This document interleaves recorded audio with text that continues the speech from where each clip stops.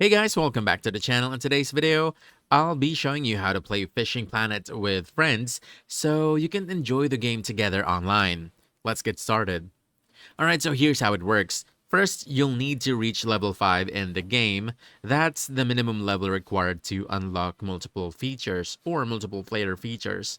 And once you've hit level 5, you want to look near the settings area on your main screen. You'll see this mini icon right beside the cogwheel, this one. So this is where you can access the friends list and multiple player options. And from here, you can search for your friends right over here, either by their username or email. And once you find them, send them a friend request, and they'll need to accept it before you can start fishing together.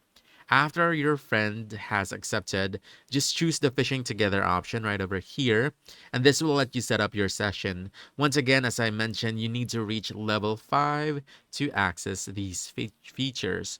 From here, you can pick up your location, time, weather, and even your boat. You'll usually act as the host, and your friends can join your session once you invite them. And basically, that's it.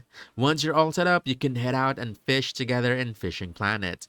So, if you found this helpful, don't forget to hit the like button, subscribe for more quick guides, and I'll see you in the next one. Thanks!